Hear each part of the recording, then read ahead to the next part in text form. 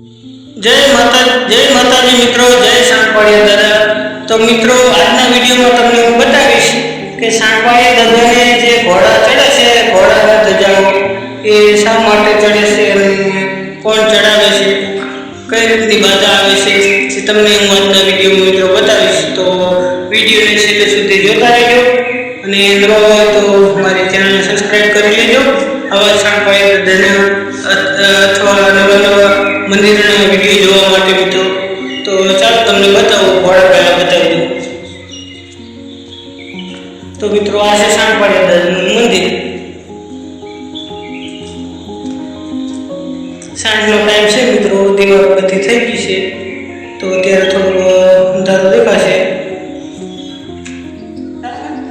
જય સાંકવાળિયા દાદા। તો મિત્રો, આ છે સાંકવાળિયા દાદાના ઘોડા, તમે જોઈ નજીકથી બતાવો ઘોડા અને ઉપર જે ધજા ઉભા છે।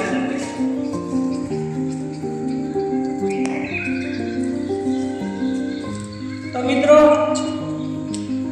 આ જે ઘોડા રહ્યા, આ ઘોડા ચડાવે છે ભરવાડ કમારા, જેને ગા અથવા ભેંસ પેલી રીતે જે કોઈ ભીયાય તો એને સાંકવાળિયા દાદાને ધજા અને ઘોડો અને એકદમ દૂધ અને શ્રીફળ અગરબત્તી આટલું એમને કર્મા છે, એમને ફરજિયાત સ્વરૂપ પડે છે, જે ભરવાડ કમારા વાળા પૂજે છે।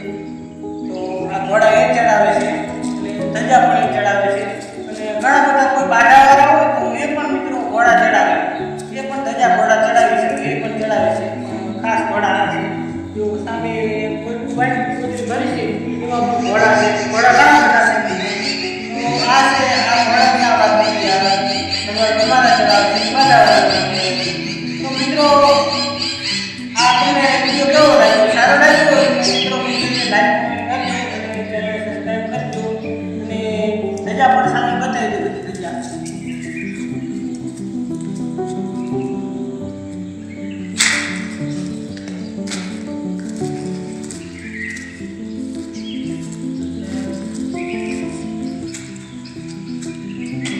તો મિત્રો, તમારે પણ જો કોઈ ગા ભેંસ હોય તો એની માટે બાધા રાખવી હોય તો ઘરે બેઠા મિત્રો બાધા રાખી શકો।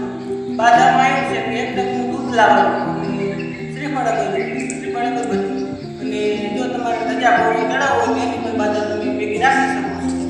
તો તમારે ગા ભેંસને કોઈ પણ તકલીફ હોય મિત્રો, જેમ કે દોવાનું દીકરી હોય અથવા વિયાતીનું હોય કે ગાનું ભેંસનું હાથે હોય અથવા કે માલ રોડ તમારો ખોવાઈ ગયો હોય કે કોઈ બીમાર પડ્યો હોય, હાજુ માંદું કંઈ પણ તકલીફ હોય તો એની તમે બાધા મિત્રો રાખી શકો છો। ઘરે બેઠા વિડીયો જોઈ અને અહીં આવી અને એની બાધા કરી દેવા। અને મિત્રો, આને એડ્રેસની જો તમને વાત કરું તો ગામ વાવડી, તાલુકો ધાંગધ્રા અને જિલ્લો સુરેન્દ્રનગર। અને વાવડી ગામથી તમે આવો તો ડાકોર છે, ડાબી સાઈડમાં બોર્ડ આવે છે સફેદ, એ બોર્ડ તમે ઉતરો એટલે